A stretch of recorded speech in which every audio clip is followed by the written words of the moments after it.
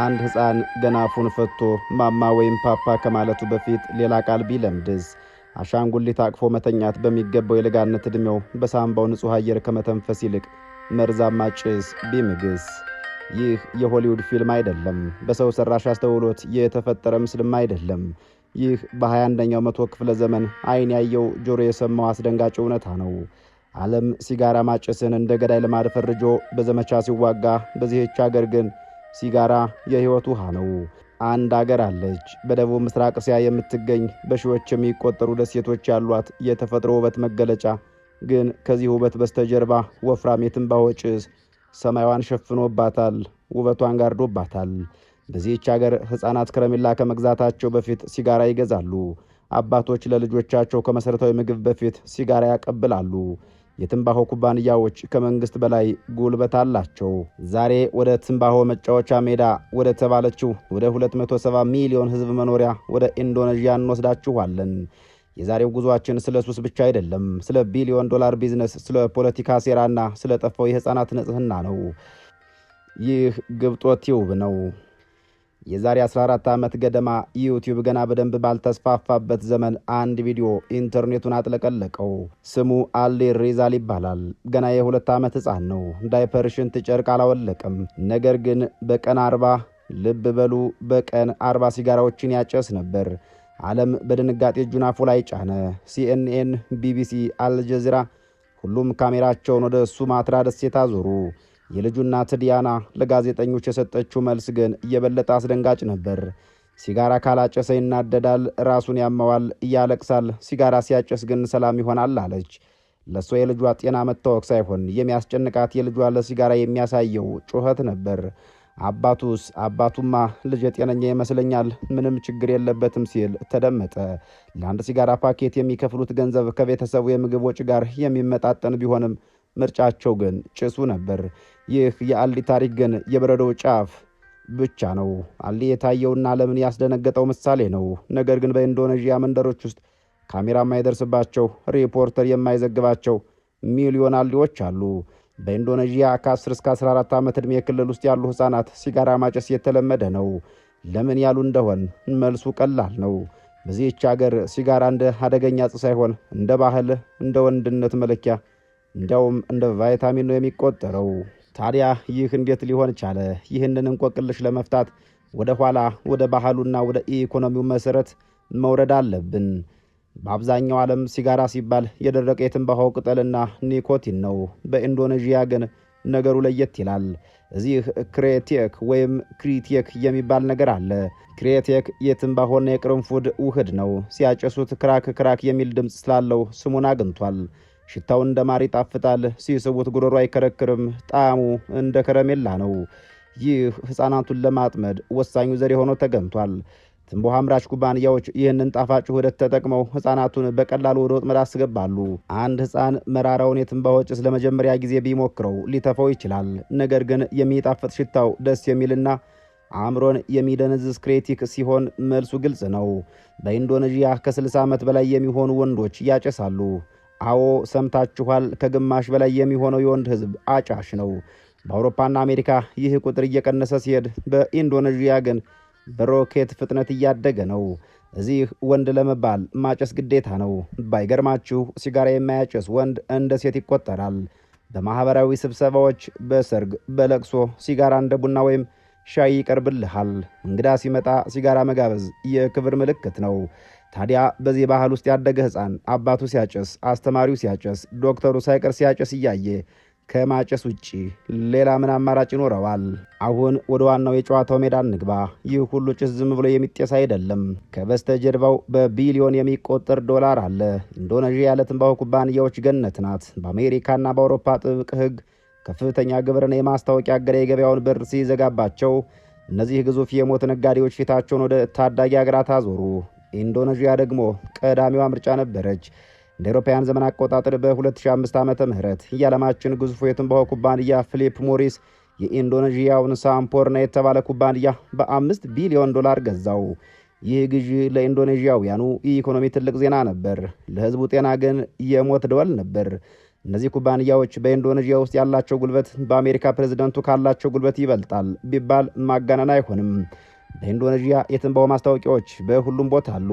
በቴሌቪዥን፣ በቢልቦርድ፣ በትምህርት ቤት አቅራቢያ። ሕግ የለም ግን አለ፣ ግን ጥርስ የለውም።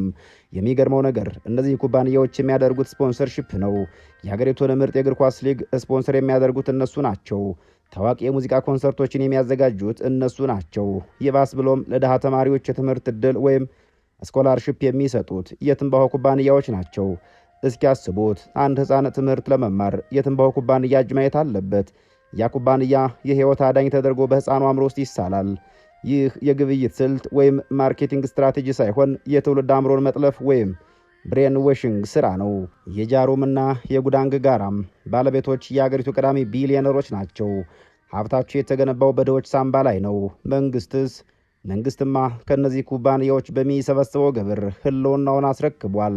በዚህች ሀገር ሲጋራ እንደ መብራትና ውሃ መሠረታዊ ፍላጎት ሆኗል። ነገር ግን ብዙዎቹ አጫሶች ድሆች ናቸው። ታዲያ እንዴት መግዛት ይችላሉ የሚለውም መሠረታዊ ጥያቄ ነው። እዚህ ላይ ነው የኢንዶኔዥያ ገበያ ጂኒየስ ግን ደግሞ ጨካኝ ሆነው። በአብዛኛው ዓለም ሲጋራ በፓኬት ነው የሚሸጠው። አንድ ሕፃን ሙሉ ፓኬት ለመግዛት አቅም ያጣል። በኢንዶኔዥያ ግን ሲጋራ በነጠላ ይሸጣል። አንድ የአንደኛ ደረጃ ተማሪ የምሳ ገንዘቡን ቆጥቦ አንድ ነጠላ ሲጋራ መግዛት ይችላል። ኪዮስኮች፣ ትምህርት ቤቶች በር ላይ ተሰልፈው ይህንኑ ነጠላ ሲጋራ ለሕፃናት ይሸጣሉ። ሕግ 18 ዓመት ያልሞላው መግዛት አይችልም ይላል። ግን ማንም የሚጠይቀው የለም።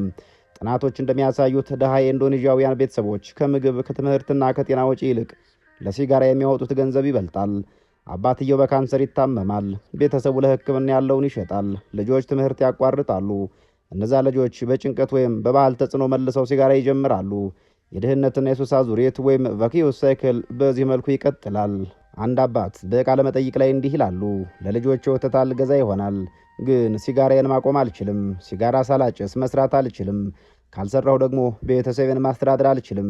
ይህ አሳዛኝ አመክንዮ የሚሊዮኖች ሕይወትን ቀፍድዶ የያዘ ነው። ታዲያ መንግሥት የት አለ? ለምን ዝም አለ? ኢንዶኔዥያ የዓለም የጤና ድርጅት ወይም WHO የትንባሆ ቁጥጥር ስምምነትን ወይም FCTC ካልፈረሙ ጥቂት የዓለም ሀገራት አንዷ ናት ይላል።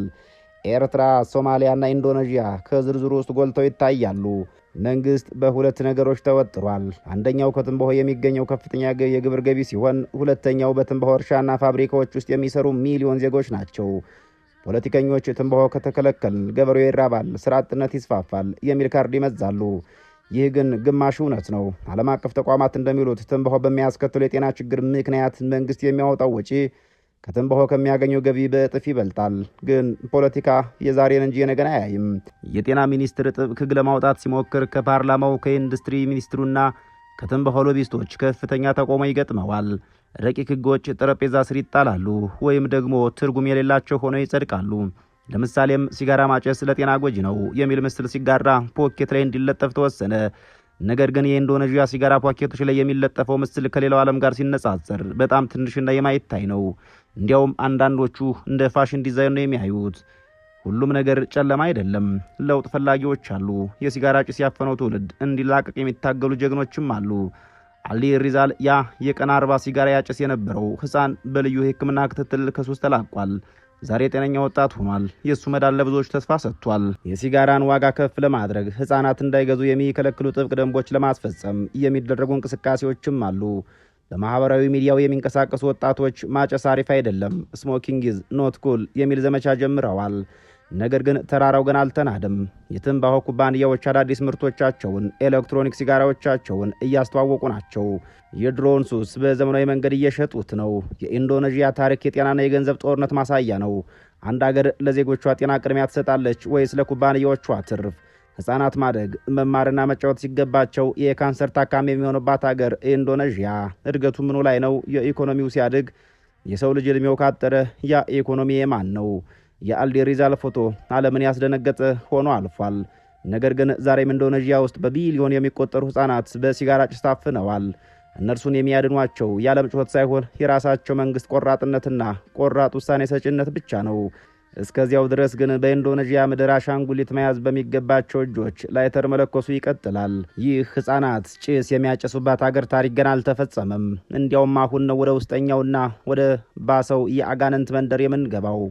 የኢንዶኔዥያ የትንባሆ ታሪክ ስለ አጫሽ ሕፃናት ብቻ አይደለም። በሲጋራ እርሻዎች ውስጥ ስለሚሟቅቁ ሕፃናት፣ ስለ ሴቶች ስቃይና ስለ ኤሌክትሮኒክ ሲጋራ አዲሱ ወረራ ብዙ የሚወራ ነገር አላቸው። እስካሁን ያየነው ጭሱን የሚማጉትን ሕፃናት ብቻ ነው። አሁን ደግሞ መርዙን በእጃቸው ስለሚነኩት ሕፃናት እናወራለን። በኢንዶኔዥያ ሎምቦክና ማዱራ በተባሉ ደሴቶች ላይ ትንባሆ አረንጓዴ ወርቅ ይባላል። ግን ለሕፃናት ወርቅ ሳይሆን አረንጓዴ መርዝ ነው።